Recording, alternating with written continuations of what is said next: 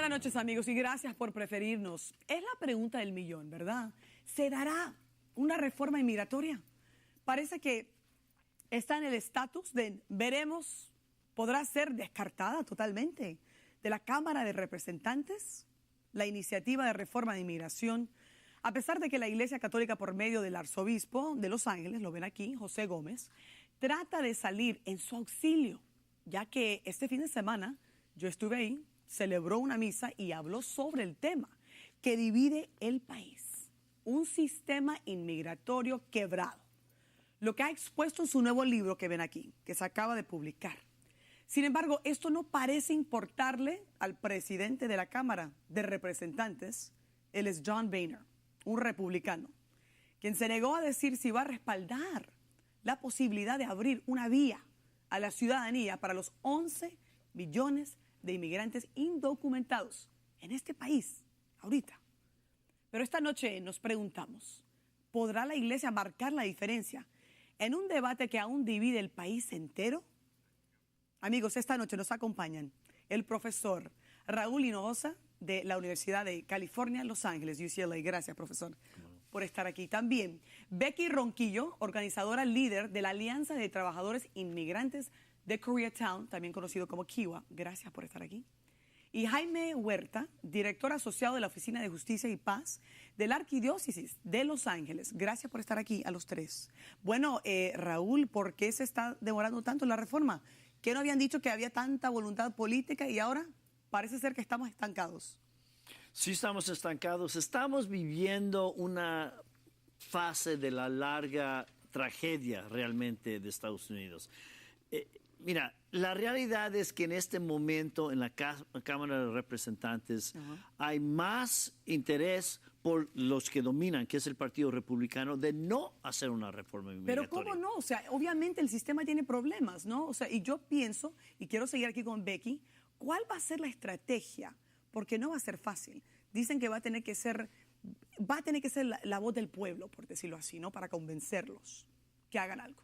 Claro que sí. Y ya, pues como muchos ya han de saber, la lucha por una reforma viene de muchos años atrás. Claro. Personalmente, ya que 23 años y contando para muchas familias con las que trabajo a diario. Y como siempre ha sido un gran esfuerzo, una gran lucha de un pueblo con muy pocos recursos. Nos han llamado un army sin armas, pero siempre las hemos tenido y eso está en la comunidad. Por medio de números, ya vimos el 1 de mayo, la gente salió. Claro, no, sí, varias manifestaciones. Bueno, vamos a seguir hablando de la estrategia, ¿no? También. Claro. Pero bueno, yo sé que ayer estuve con el arzobispo, ¿no? Y dijo él que está tratando de impulsar de su parte, ¿no? Que cambie la ideología de las personas que no están a favor de una reforma. Jaime. Pues la idea, el papel que lleva a la Iglesia al respeto en cuanto al tema migración, porque la Iglesia consiste de muchas familias necesitadas que son inmigrantes, y una reforma migratoria integral sería bueno para el pueblo, para la gente. Claro, y vimos ayer tanta gente que asistió a la misa. Habían caravanas de San Bernardino, y para los amigos que nos están viendo en otros estados, quiero que sepan que San Bernardino no está cerca para nada de la catedral, ¿no? Y con el tráfico en el sur de California se complica más. Bueno, este domingo el arzobispo de la Arquidiócesis de Los Ángeles ofreció la misa para hablar sobre el tema de la inmigración, un tema que divide al país y que el sacerdote expone en el libro que acabamos de ver, Inmigración y la siguiente América, renovando el alma de nuestra nación. Me parece que las circunstancias de carácter político y social como que hacen ver la necesidad urgente de una reforma migratoria, y pienso que este pequeño librito puede ayudar un poquito a que las personas conozcan más los orígenes de la inmigración y el sentido de la inmigración y cuáles son los beneficios de una reforma migratoria y la bendición que son los inmigrantes en este país. Y esa fue la entrevista que le dio a nuestros compañeros de CNN en español. Jaime, hablemos de la reforma y cómo puede la Iglesia realmente ayudar. Pues la manera que estamos pensando, que hemos estado haciendo el trabajo, desempeñando el trabajo de los últimos varios meses, es de entablar el conocimiento de parte de la gente, empezando con liderazgo, pero como los fieles, común y corriente, todo el mundo, de que quiénes somos como seres humanos, como migrantes, que todos somos iguales, todos somos hijos e hijas de Dios. Bueno, aquí tengo información que dijo el arzobispo incluso. Me molesta escuchar que le llamen ilegales o que se les acuse de dañar a este país porque no es cierto. Hay que conocerlos y sobre todo ponerse en sus zapatos, Becky. Es lo que la gente a veces, o sea, la contraparte dice, pero es que han ingresado al país de manera ilegal. No los podemos recompensar con amnistía. ¿Cómo responden ustedes? Y como todos ya sabemos, la migración no es el resultado de que planeamos simplemente dejar nuestros hogares, nuestras familias, separarnos la primera vez de nuestros seres queridos. No es un camino fácil. A diario, la comunidad con la que trabajamos se queda con miedo en casa cuando su esposo o esposa sale a trabajar, quedándose con la incertidumbre si va a regresar esa noche. Ese no es un camino fácil.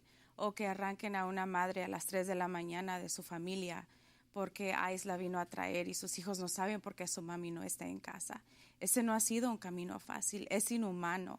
Trabajamos, contribuimos y cuando dicen que es algo regalado o un camino fácil, creo que lo que hemos venido viendo con tanta deportación, tanto sufrimiento, tantas familias que ya han sufrido y que ahora solo son parte de las estadísticas que ya no están acá y quizás tendrán que arriesgar su vida una vez más como ya lo hicimos en el pasado. Bueno, sabemos que John Boehner, ¿no?, el líder republicano y de la Cámara, presidente de la Cámara de Representantes, hizo declaraciones en el programa Face the Nation de CBS, donde dijo que se niega a someter el plan de reforma, o sea, el acuerdo que llegaron los republicanos y los demócratas en el Senado. ¿Por qué insisten en que ellos vayan a elaborar su propio plan? Bueno, él está muy preocupado de perder su trabajo. Todo el mundo pensando en sí mismo. Lo que pasa es que la gran mayoría de los republicanos que eligen a él viven en comunidades donde no hay latinos. Son grandemente comunidades. Interesantemente, los lugares donde hay menos latinos inmigrantes son más anti-inmigrantes. Los lugares donde los conocen, que son parte de la comunidad, dicen no. Esto es muy bueno para nuestra comunidad, para nuestra economía.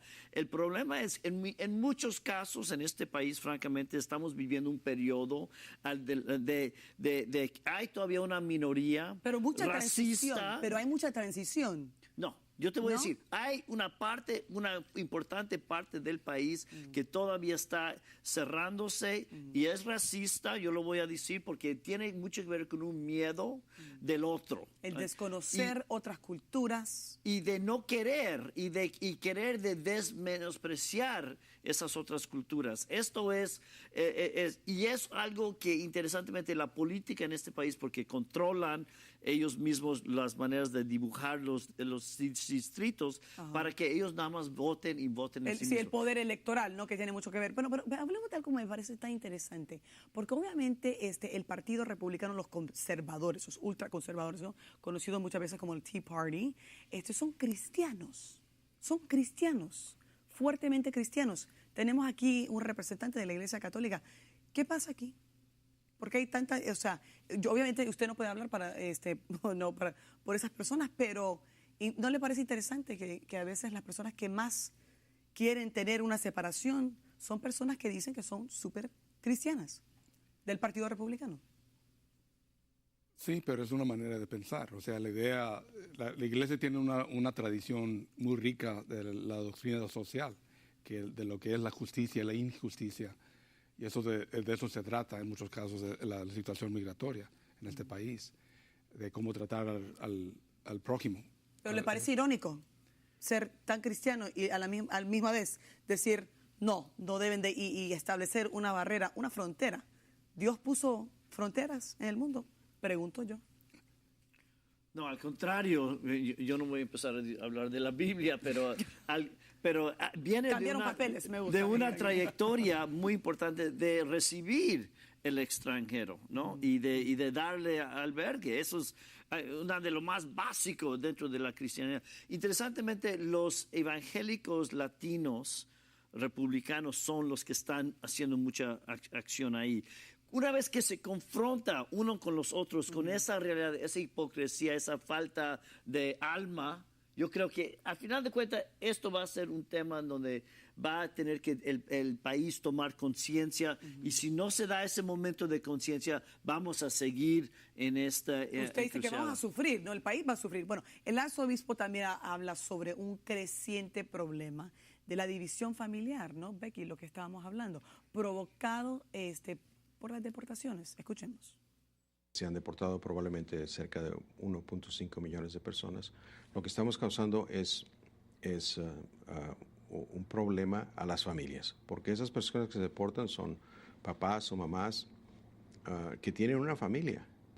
Es una tristeza, es hasta cierto punto inhumano el que se tomen estas decisiones sin pensar en la realidad de estos 5 millones de niños que están aquí. Es algo moral, es difícil, pero aún así, la contraparte dice, pero es que si han hecho algo ilegal, tienen que deportarlos. ¿Cómo responder a eso? Y ahí es donde viene la parte humanitaria, que a veces se nos olvida de que somos seres humanos. Nos vemos un poco diferente, quizás, pero esa es otra conversación. Pero al final del día, venimos con una sola intención. ¿Cómo es de llamarle a alguien un criminal que simplemente, otra vez, repito, deja toda su vida, su familia, sus raíces, venir a un país extraño y ser discriminado por ser diferente y luchar por tantos años por finalmente ser aceptado? Porque al final del día, y tristemente, es eso lo que estamos peleando, ser aceptados. Y Becky, una pregunta, ¿usted nació aquí? No, ¿A dónde? yo soy nativa de Guatemala. Nacida en Guatemala. Sí, ¿Cuánto tiempo en el país? 23 años ya. Emigré aquí a los 10 años. A los 10 años. Sí. Tuvo la suerte. Suerte, se Claro. le puede llamar así. Claro, claro, claro. Bueno, muchísimas gracias por sus conocimientos, Becky, por estar aquí con nosotros. También Jaime, muchas gracias por estar aquí. Y profesor Hinojosa, como siempre, muchas gracias, compañero, Go UCLA. mi alma mater. Y usted se queda con nosotros, por Ok. cierto.